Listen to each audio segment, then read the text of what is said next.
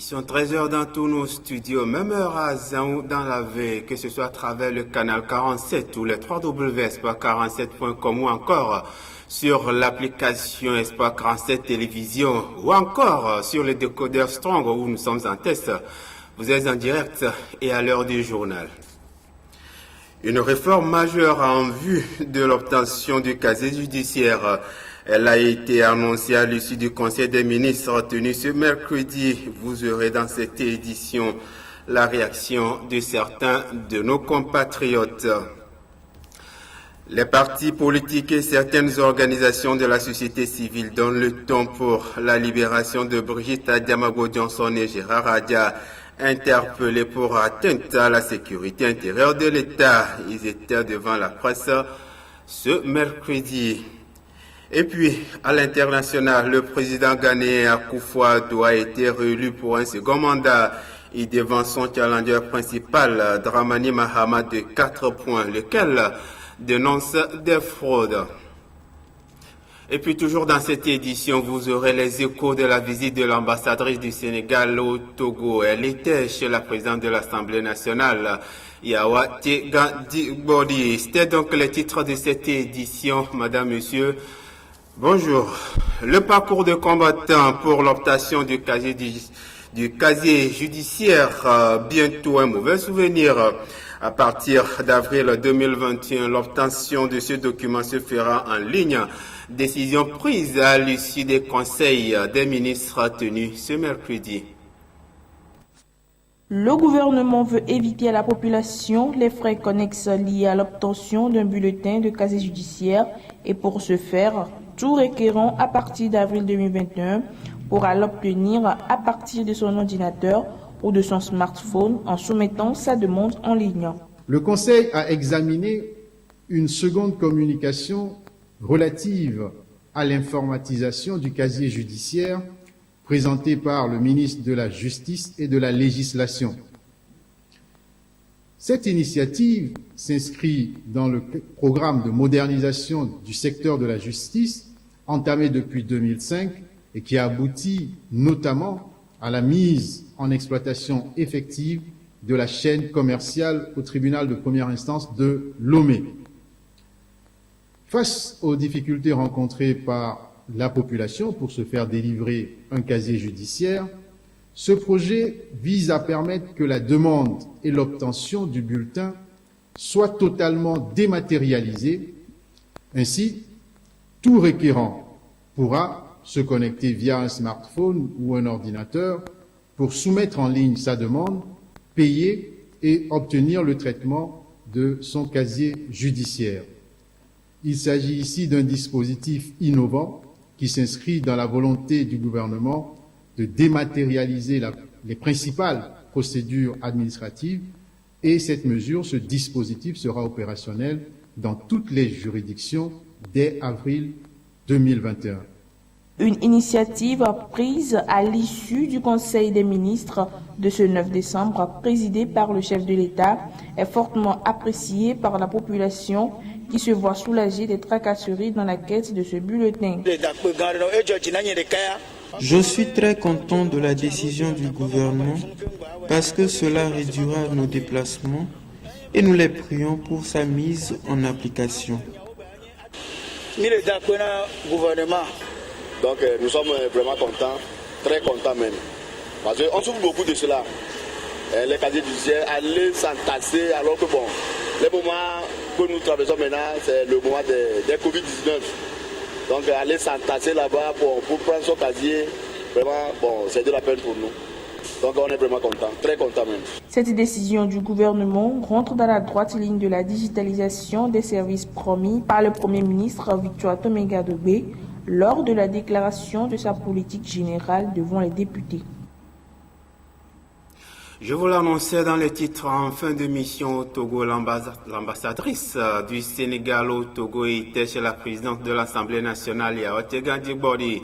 Elle allait bien évidemment présenter, expliquer aux autorités togolaises la fin de sa mission et bien évidemment son admiration pour la présidente de l'Assemblée nationale. Plus de précisions avec Yao Kamake. En fin de mission, après 5 années passées au Togo, l'ambassadrice du Sénégal, Mme Bineta Samba Ba, est allée dire ses adieux à la chef de l'hémicycle, Yawa Djibori Tchegan. La diplomate a saisi l'occasion pour apprécier la bonne coopération qui prévaut entre les deux pays, en particulier entre les parlements respectifs. En outre, plusieurs points ont meublé les échanges entre l'ambassadrice Bineta Samba Ba et la présidente de la représentation nationale. Nos échanges ont surtout porté sur l'avenir de l'Afrique.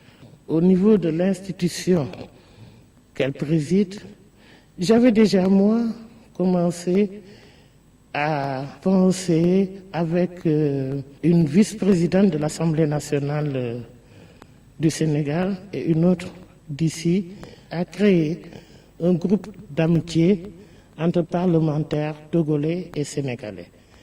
Bon, malheureusement, donc, il y a eu cette pandémie, mais l'administration étant une continuité, mon successeur va prendre le relais et concrétiser donc ce projet.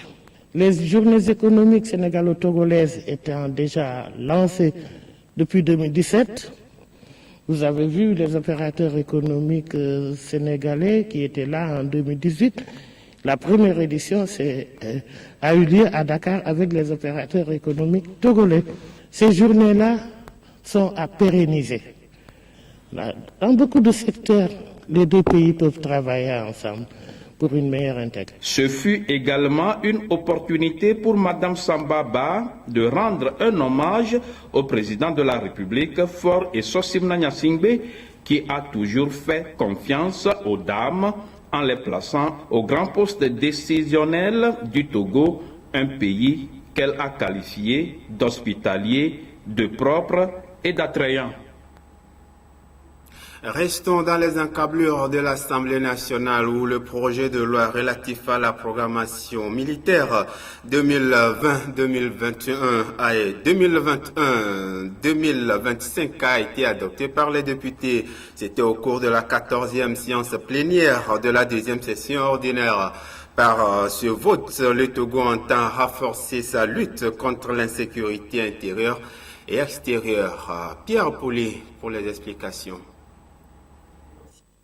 C'est à l'unanimité que les députés de la 6e législature ont adopté ce projet de loi relatif à la programmation militaire 2021-2025. Les travaux se sont déroulés sous la présidence de Yawa Djibori Tchegan en présence de la ministre des Armées Marguerite Essosimna Gnakade, commissaire du gouvernement, de son collègue en charge des droits de l'homme et des relations avec les institutions de la République, Christian Trimois, ainsi que le haut commandement militaire dont le général de brigade Martin Dadia Manganawe, chef d'état-major général des forces armées togolaises.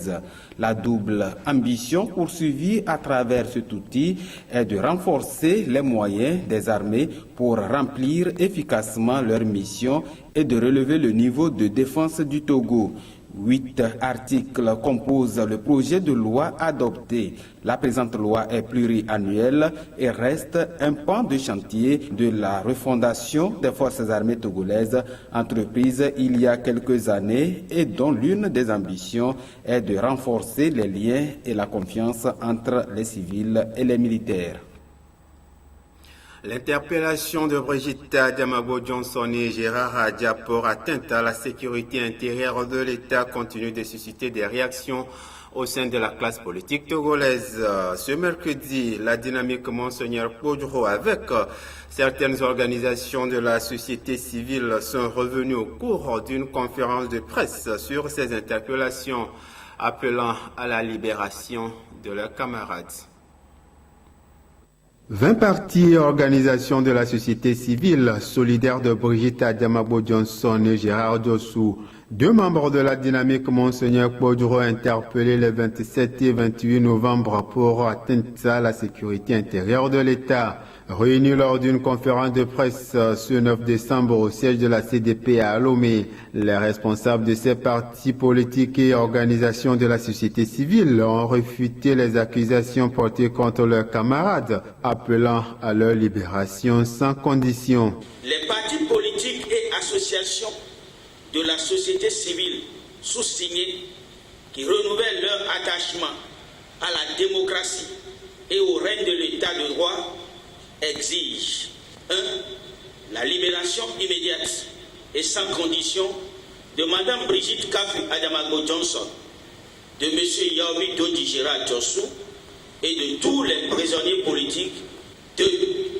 Le respect de toutes les libertés démocratiques, dont les libertés et droits d'opinion, de presse et de manifestation pacifique à travers tout le pays. 3. Le libre retour de tous les exilés politiques et la garantie de leur sécurité. Cette conférence de presse a été également l'occasion de revenir sur la présidentielle du 22 février d'une part et de l'autre sur l'affaire dite de Petrolgate. 4. Des élections libres, transparentes et démocratiques et le respect de la vérité des urnes. L'arrêt des poursuites contre la presse dans l'affaire dite du Petrolgate et la poursuite des véritables auteurs de crimes économiques contre les intérêts du peuple togolais.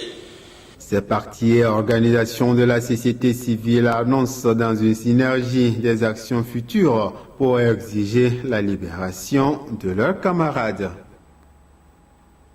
L'association Petite Sœur à Sœur a organisé un atelier de réflexion mardi à Kara. Au cœur des discussions, les mécanismes par lesquels amener les enfants à une utilisation pédagogique des technologies de l'information et de la communication.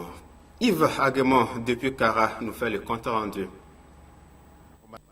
L'association Petite Sœur à Sœur a rassemblé ce mardi les acteurs de l'éducation, les associations des parents d'élèves, les comités de protection, les ONG et associations de la préfecture de la COSA pour réfléchir sur le thème « Les enjeux des technologies de l'information et de la communication dans l'éducation des enfants et jeunes ». Donc tout au long de cette journée, nous allons faire des séries de présentations, des travaux de groupe et des présentations en plénière pour qu'au sortir de cette activité, chaque type d'acteur puisse identifier des actions concrètes à mener dans sa communauté de provenance pour que chacun puisse comprendre les avantages et les inconvénients de l'utilisation des TIC sur l'éducation des enfants. Car les TIC ont le pouvoir de compléter, d'enrichir et de transformer positivement l'éducation des enfants. Cependant, leur mauvaise utilisation a des inconvénients sur leur éducation. C'est un moyen qui leur permet de faire des recherches en ligne. Ils peuvent même de leur maison télécharger des informations pour compléter leur cours. Et en dehors de ça, l'enfant peut jouer. Le jeu contribue à l'épanouissement de l'enfant et il peut avoir une bibliothèque en ligne. En termes d'inconvénients, nous pouvons parler du partage de données personnelles, de la dépendance parce que tous les jeunes veulent aujourd'hui avoir des Android, des tablettes à travers ces réseaux sociaux. Nous avons constaté l'année passée que les élèves ont eux-mêmes produit des vidéos à caractère pornographique qu'ils ont diffusées, ce qui a provoqué un tollé général dans le pays. C'est pour cela d'ailleurs que nous avons initié cette rencontre. Cette journée de réflexion s'inscrit dans le cadre du projet Prévention de la violence sexuelle et basée sur le genre et renforcement de la santé sexuelle et reproductive et droits des enfants et des adolescents au Togo, appuyé par Action Médéor et le BMZ. La correspondance de Yves Aguemo qui suit pour nous l'actualité dans la région de la Kara. La situation de la pandémie sur le continent nous amène au Cap Vert qui s'active pour le vaccin contre cette maladie au Sénégal, pour l'attribution du prix Macky Sall dans la lutte anti-Covid et au Kenya, avec la manifestation du corps médical qui réclame une amélioration de ses conditions de travail. Le Premier ministre du Cap-Vert, Ulysse Correa et Silva, a assuré que le 7 décembre, les Cap-Verdiens connaîtraient bientôt tous les détails du plan national de vaccination contre la pandémie de Covid-19 ainsi que le calendrier de vaccination des groupes prioritaires. Selon le Premier ministre, le pays travaille déjà sur le plan de vaccination contre le Covid-19, un plan en cours de préparation par une commission créée à cet effet. Il souligne qu'il faut d'abord faire la sélection des différents vaccins sur le marché en sélectionnant ceux qui seront en accord avec les besoins de l'archipel. Le prix du président sénégalais Macky Sall pour la recherche a été décerné le 7 décembre au programme thématique de recherche santé, PTR Santé, pour son projet fédérateur intitulé African Life Story of COVID-19, also COVID-19. Le dit projet vise à mieux comprendre la dynamique du Covid-19 dans les pays de l'espace CAMES et en tirer des leçons pour accroître leur résilience face aux maladies émergentes. Selon le CAMES, le projet Also Covid-19 devrait permettre d'acquérir une meilleure compréhension du profil épidémiologique, socio-culturel et économique de la pandémie dans l'espace CAMES pour une riposte adaptée et efficace. De santé s'est effondré. Si nous ne réagissons pas aujourd'hui collectivement, alors je ne sais pas dans quel état sera notre pays dans 5 ou 10 ans.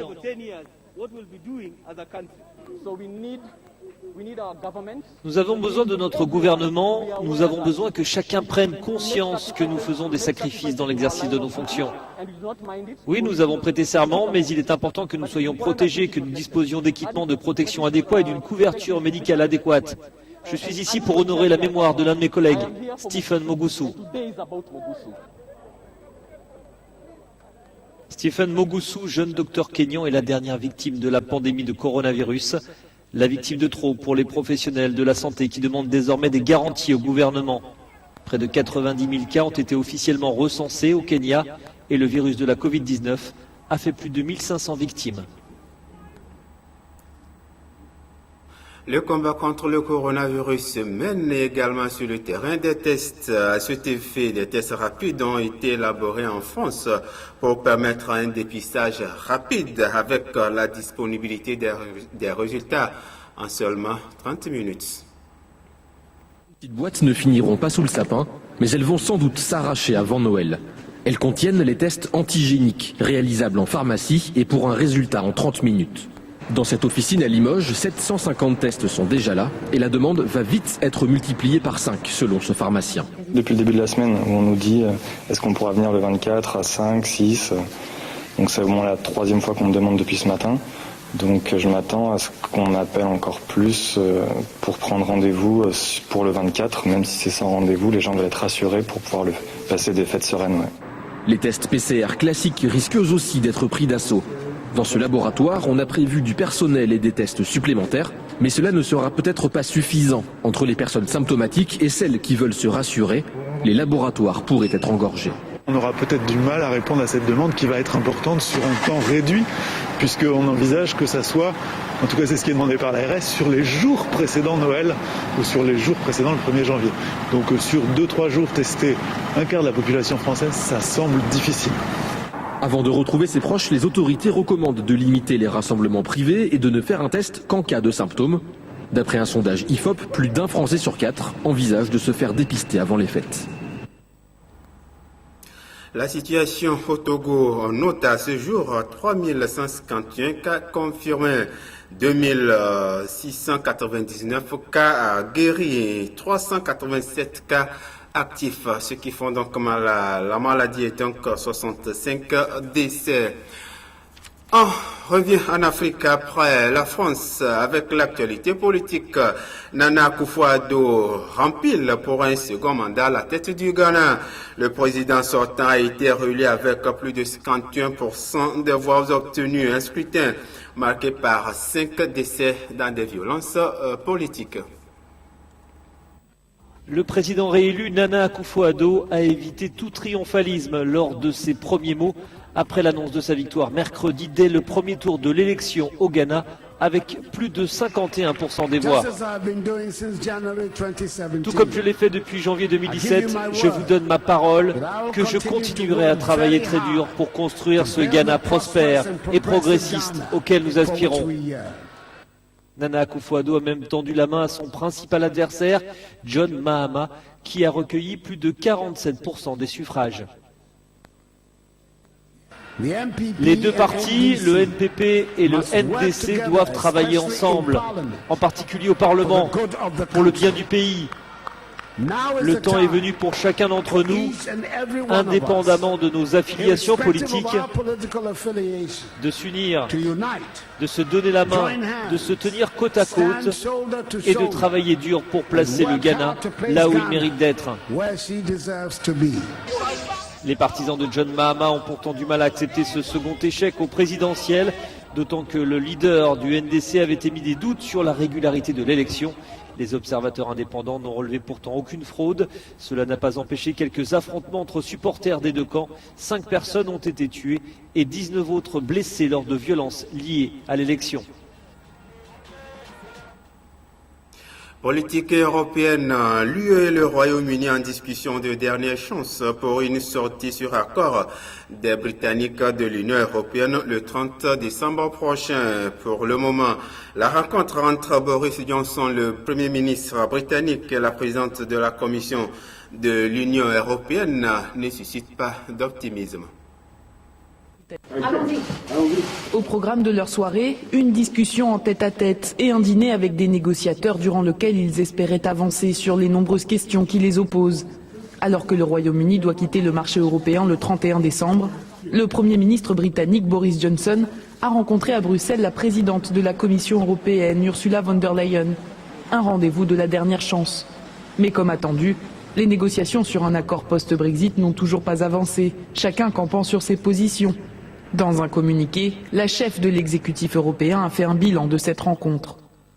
Nous avons eu une discussion animée et intéressante sur l'état d'avancement de la liste des questions en suspens. Nous comprenons les positions de chacun. Elles restent très éloignées. Nous sommes convenus que les équipes de négociation doivent se retrouver immédiatement pour tenter de résoudre les questions essentielles. Nous arriverons à une décision d'ici la fin du week-end.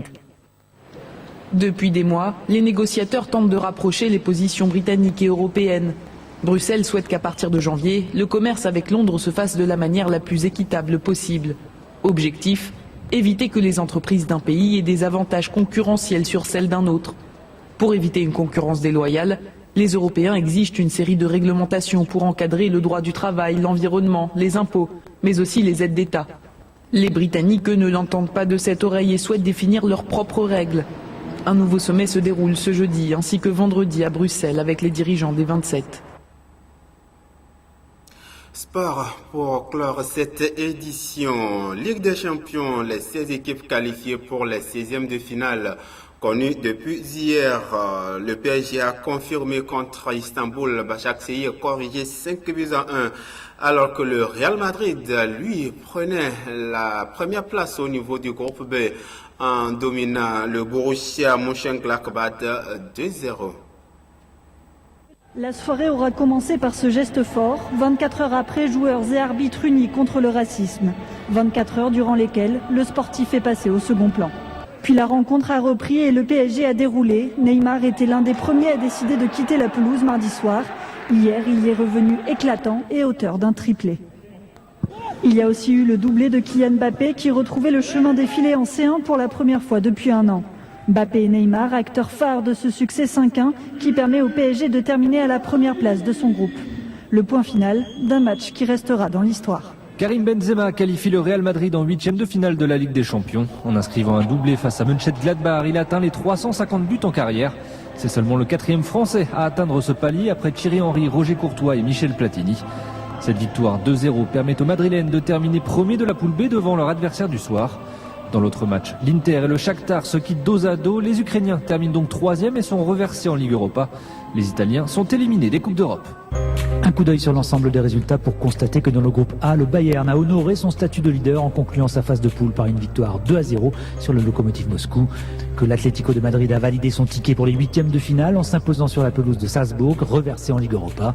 Dans le groupe D, Liverpool, assuré de finir en tête, a finalement concédé le nul face aux Danois du Midtjylland, éliminé, pendant que l'Atalanta Bergame obtenait son ticket pour les huitièmes aux dépens de l'Ajax Amsterdam, que l'on retrouvera en Ligue Europa.